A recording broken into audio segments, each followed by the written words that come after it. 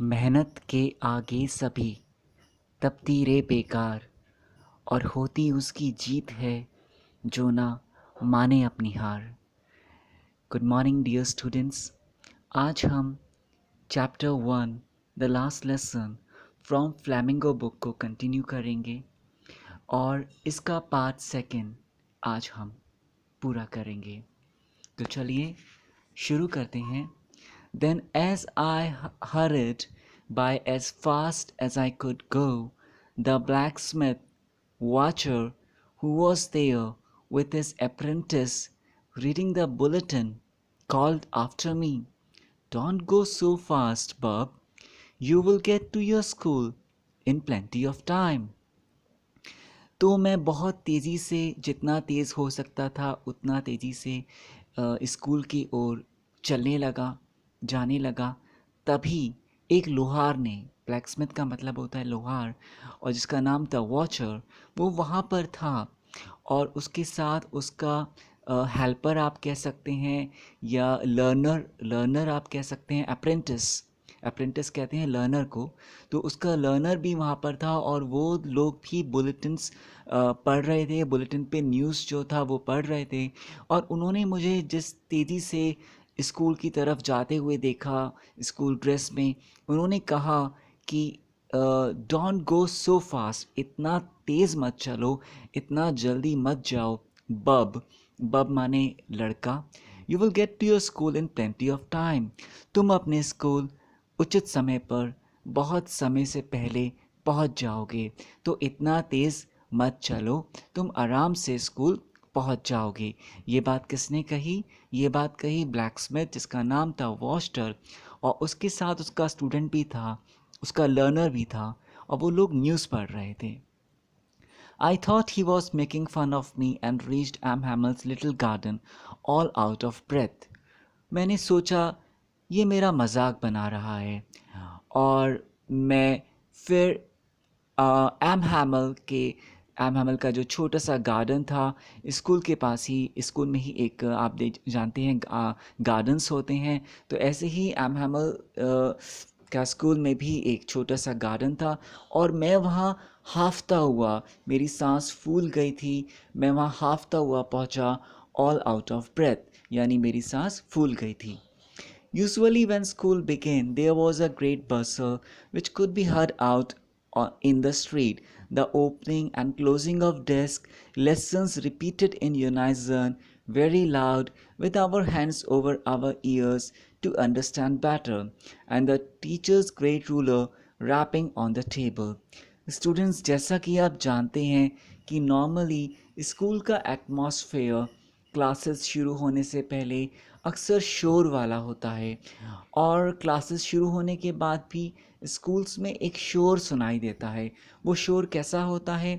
जब हम कभी स्कूल्स जाते हैं तो बच्चों का बहुत शोर होता है, वहाँ पे डेस्क का खुलना, बच्चों बंद होना, बच्चों का दौड़ना, टीचर्स का टेबल पे अपना रूलर मारना। तो इस तरह की गतिविधियाँ वहाँ पर होती रहती हैं, और ये सब चीज़ें नॉर्मल होती हैं सभी स्कूलों में। और यही बात यहाँ पर बताई जा रही है कि जब स्कूल शुरू हुआ था तो जब शुरू होता था स्कूल, तो वहाँ पर हमेशा एक शोर होता था, बसल मतलब शोर होता था, और वो शोर सड़कों तक सुनाई देता था, which could be heard out in the street. और उस शोर में क्या क्या शामिल था? The opening and closing of desk, यानी डेस्क का खुलना और बंद होना। लेसन्स रिपीटेड इन यूनाइजन, बच्चों का एक साथ चैप्टर पढ़ना। वेरी लाउड, बहुत ज़ोर से पढ़ना। और कभी कभी तो with our hands over our ears to understand better, कभी कभी शोर इतना ज़्यादा होता था कि हमें अपने कानों पर हाथ रखने पड़ते थे ताकि हम ध्यान से समझ सकें। And the teacher's great ruler rapping on the table, और टीचर का जो रूलर था वो भी टेबल्स, टीचर अपने रूलर को टेबल्स पे स्ट्राइक करते हैं, उसको हिट करते हैं बच्चों को चुप कराने के लिए। तो ऐसा भी होता था, और इससे भी एक तरह का नॉइज़ प्रोड्यूस होता था। But now it was all so still, I had counted on the commotion to get to my desk without being seen, but of course that day everything had to be as quiet as Sunday morning.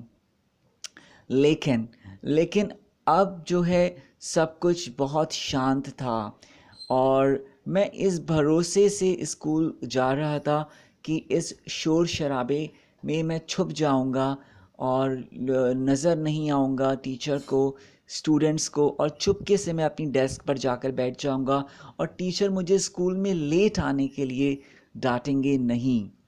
और लेकिन ऐसा हुआ नहीं।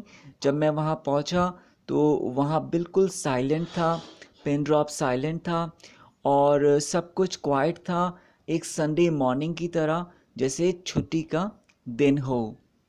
Through the window, I saw my classmates already in their places, and Am Hamel walking up and down with his terrible iron ruler under his arm. और मैंने खिड़की से देखा कि जो मेरे क्लासमेट्स थे वो सब ऑलरेडी अपनी प्लेसेस पर प्रॉपरली साइलेंटली बैठे हुए थे, कोई शोर नहीं हो रहा था, सब कुछ शांत था। और एम हैमल क्लास के अप एंड डाउन, आगे पीछे वॉक कर रहे थे और उनके आर्म्स के बगल में उनका लोहे का भयानक लोहे का एक रूलर था और सब कुछ एकदम शांत था। यानी जिस उम्मीद से मैं स्कूल जा रहा था कि शोर में मैं छुप जाऊंगा, लोगों का ध्यान, स्टूडेंट्स का ध्यान मेरे ऊपर नहीं जाएगा, टीचर्स मेरी ओर ध्यान नहीं देंगे, ऐसा कुछ भी नहीं था। सब कुछ बहुत शांत था और अब मेरा बच पाना मुश्किल ही नहीं, नामुमकिन था। I had to open the door and go in before everybody. और अब मुझे दरवाज़ा खोलना था और सबके सामने ही मुझे अंदर जाना था। You can imagine how I blushed and how frightened I was. आप समझ सकते हैं, आप कल्पना कर सकते हैं कि मैं कितना डर गया था और डर की वजह से मैं कितना घबरा रहा था, शर्मा रहा था। But nothing happened. लेकिन कुछ भी नहीं हुआ। Amhamel saw me and said very kindly, "Go to your place quickly, little Franz." Amhamel ने मेरी ओर देखा और बहुत ही दया के साथ प्यार से मुझसे कहा, अपनी जगह जल्दी चले जाओ छोटे France. We were beginning without you. हम तुम्हारे बिना ही शुरू कर रहे थे। I jumped over the bench and sat down at my desk. मैं तुरंत ही झट से अपनी बेंच पर जा बैठा और मुझे मौका मिला एकदम से। मुझे उम्मीद नहीं थी, इसलिए मैं एकदम से जंप करके उछल के फटाफट तेज़ी से मैं अपनी बेंच पर बैठ गया और अपनी बेंच के ऊपर से जंप करके अपनी डेस्क पर बैठ गया। Now till then, when I had got a little over my fright, did I see that our teacher had on his beautiful green coat. और इतनी जल्दी में ये सब हुआ और मैं अपने डर के ऊपर थोड़ा काबू भी पा लिया था। इतनी जल्दी में ये सब हुआ, मैंने ध्यान नहीं दिया कि आज हमारे टीचर ने क्या पहना है, अपना खूबसूरत हरे रंग का कोट पहना है। और फिर मैंने नोटिस करा कि आज तो हमारे टीचर बहुत ही स्पेशल ड्रेस में आए हैं और उन्होंने अपना ग्रीन कलर का एक खूबसूरत कोट पहना है और इसके अलावा his frilled shirt and a little black silk cap embroidered that he never wore except on inspection and prize days. और उन्होंने क्या क्या पहना था? उन्होंने ग्रीन कलर का शर्ट पहना था, उन्होंने ब्लैक कलर की सिल्क कैप पहनी थी, इसके अलावा all embroidered that he never wore except on inspection and prize days. और जो कुछ भी उन्होंने सब पहन रखा था वो सब एम्ब्रॉयडर्ड था, वो सब डिज़ाइंड था, उस पर बहुत अच्छे अच्छे डिज़ाइंस बने हुए थे उनके कपड़ों पर। और ऐसे कपड़े वो सिर्फ इंस्पेक्शंस पे पहना करते थे या किसी फंक्शंस पे या प्राइज डेज के दिन पहना करते थे। तो उन्होंने ग्रीन कलर का कोट और स्ट्रिप वाली शर्ट यानी फ्रिल्ड शर्ट पहनी थी, ब्लैक सिल्क कैप पहना था और डिज़ाइंड उन पे कढ़ाइयाँ हो रही थी, उन पे डिज़ाइन बने हुए थे उनके कपड़ों पर, यानी एम्ब्रॉयडर्ड क्लोथ्स उन्होंने पहन रखे थे। Besides the whole school seemed so strange and solemn. इसके अलावा जो पूरा स्कूल था वो आज कैसा महसूस हो रहा था, बहुत अजीब लग रहा था। और अजीब क्यों लग रहा था, क्योंकि कोई शोर भी नहीं था और पूरा स्कूल बहुत ज़्यादा शांत नज़र आ रहा था। But the thing that surprised me most was to see on the back benches that were always empty the village people sitting quietly like ourselves. लेकिन जो सबसे ज़्यादा हैरान करने वाली बात थी, जिस चीज़ ने मुझे सबसे ज़्यादा हैरान किया, वो था बैक बेंचेस पे विलेजर्स का होना। बैक बेंचेस, वो बैक बेंचेस जो हमेशा खाली रहती थी, आज वहाँ पर गांव के कुछ लोग चुपचाप बैठे हुए थे। ठीक ऐसे ही जैसे हम बैठ जाते हैं पढ़ाई करते वक्त स्टूडेंट्स की तरह, वो भी हमारी ही तरह चुपचाप बैठे हुए थे।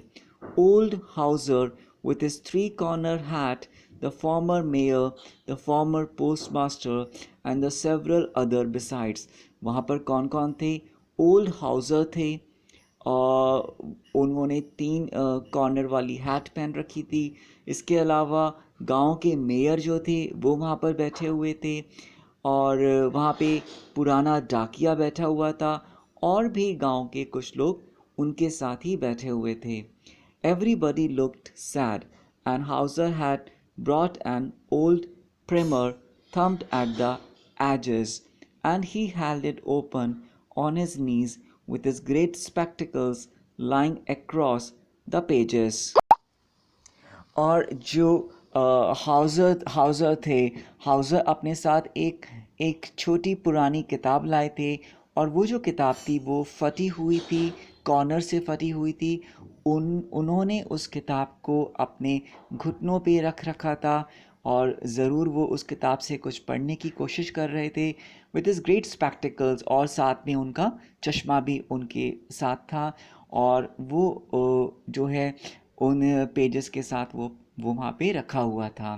While I was wondering about it all, Am Hamel mounted his chair and in the same grave and gentle tone which he had used to me said, My children, this is the last lesson I shall give you. और अब जब मैं ये सब चीज़ें notice कर रहा था और बहुत हैरान हो रहा था इन सब चीज़ों से, तभी मैंने देखा कि जो हमारे टीचर थे एम हैमर, वो अपनी चेयर पे बैठ गए, और उन्होंने बहुत गंभीर और प्यार भरी टोन में, बहुत विनम्र टोन में उन्होंने हमसे कहा। और ऐसा वो मुझसे भी कहा करते थे। और उन्होंने कहा, मेरे प्यारे बच्चों, ये हमारा आखिरी लेसन है जो मैं आपको आज पढ़ाऊँगा, आज मैं आपको बताऊँगा। और ये उन्होंने हम सब से कहा। The order has come from Berlin to teach only German in the schools of Alsace and Lorraine. और उन्होंने आगे क्या बोला? उन्होंने बोला कि बर्लिन से आदेश आया है कि जर्मन में कि जितने भी स्कूल्स हैं एल्सिक और लॉरेन में, उन सभी स्कूल्स में अब केवल जर्मन ही पढ़ाई जाए। The new master comes tomorrow. और जो अगला टीचर है, जो नया टीचर है, वो कल आ जाएगा। This is your last French lesson. और ये तुम लोगों का आखिरी फ्रेंच लेसन है, और इसी वजह से इस चैप्टर का नाम भी द लास्ट लेसन है। I want you to be very attentive. और मैं चाहता हूँ कि आप सब बहुत अटेंटिव हो जाएं, बहुत ध्यान से इस लेसन को पढ़ें। क्यों ध्यान से पढ़ें? क्योंकि ये आप सबका लास्ट लेसन है फ्रेंच में। What a thunderclap these words were to me। और ये वर्ड्स सुन के मैं एकदम शॉक हो गया। ये वर्ड्स मेरे लिए कैसे थे? थंडर क्लैप की तरह, जैसे बहुत ज़ोर से किसी ने एक गड़गड़ाहट हो, जैसे थंडर क्लैप, जैसे जैसे बिजली कड़कती है तो उसकी आवाज़ कैसे होती है? बहुत ज़ोरों से होती है। उसकी आवाज़ सुनकर आप कुछ सेकंड के लिए एकदम सुन हो जाते हैं, एकदम एकदम चुप हो जाते हैं। तो ठीक ऐसा ही जो है मेरे साथ हुआ। और जब मैंने ये वर्ड्स सुने तो ये वर्ड्स मेरे लिए कुछ कड़कड़ाते हुए शब्दों जैसे मेरे को लगे, कुछ कड़कड़ाते हुए, कुछ कठोर शब्द जैसे मुझे महसूस हुए। Oh the wretches that was that they had put up at the town hall. Oh the wretches, wretches का मतलब होता है अभागे लोग, बेचारे लोग। तो यहाँ पर that was what they had put up at the town hall. और अब मुझे समझ आया कि टाउन हॉल पर इतनी ज़्यादा भीड़ क्यों लग रही थी, इतना ज़्यादा वहाँ पर गैदरिंग क्यों हो रही थी लोगों की बुलेटिन बोर्ड के सामने। यही एक रीज़न था। और मैं यहाँ पर कहता हूँ फ्रेंच के लोगों को रैचेस यानी कि बेचारे लोग। My last French lesson, why I hardly knew how to write, I should never learn any more. I must stop there then.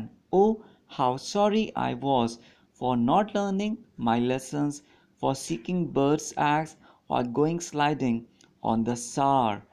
My books that had seemed such a nuisance a while ago, so heavy to carry, my grammar and my history of the sense were old friends now that I could not give up, and Amhamel too, the idea that he was going away, that I should never see him again, made me forget all about his ruler and how cranky he was. मेरा आखिरी French lesson क्यों? I hardly knew how to write. मुझे तो अभी ठीक से लिखना भी नहीं आता था. I should never learn any more. क्या अब मैं आगे और नहीं सीख पाऊंगा? I must stop there. क्या अब मुझे यहाँ रुक जाना चाहिए? Oh, how sorry I was for not learning for my lesson. और अब मुझे कितना दुख हो रहा है, कितना मुझे बुरा लग रहा है कि मैंने अपने लेसन्स को लर्न नहीं किया। और मैं लेसन्स लर्न करने की जगह मैं क्या करता था, मैं चिड़ियाओं के अंडे ढूंढता था, या मैं सार पे जाता था झूला झूलने के लिए, स्लाइड्स करने के लिए, स्लाइडिंग करने के लिए। और जो मेरी बुक्स थी वो मुझे कैसी लगती थी, मुझे मुसीबत लगती थी, मुझे आफत लगती थी, और वो बहुत भारी लगती थी मुझे। और मेरी ग्रामर की books and my history of the sense, ये सब मुझे बहुत ज़्यादा बहुत भारी लगते थे। पर ओल्ड फ्रेंड्स नाउ, लेकिन अब सब कुछ बदल गया था। क्यों?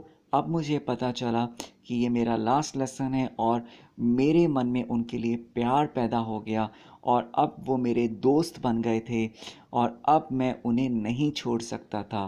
That I could not give up and M Hamel too. और मैं एम हैमल को भी नहीं भूल सकता था, उन्हें नहीं छोड़ सकता था। मैं नहीं चाहता था कि वो चले जाएं मुझे छोड़कर, और उनकी जगह नए टीचर आए।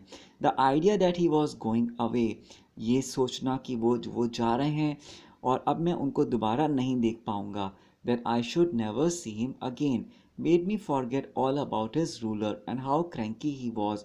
और जब मुझे पता चला कि ये सब कुछ आखिरी बार हो रहा है, अंतिम बार हो रहा है, तो मैं सब कुछ भूल गया। मैं ये भूल गया कि मिस्टर एम हैमल कितने स्ट्रिक्ट थे, मैं ये भूल गया कि वो अपने रूलर से हम सबको मारते थे, मैं ये भूल गया कि वो कितने क्रैंकी थे, कितने सनकी थे।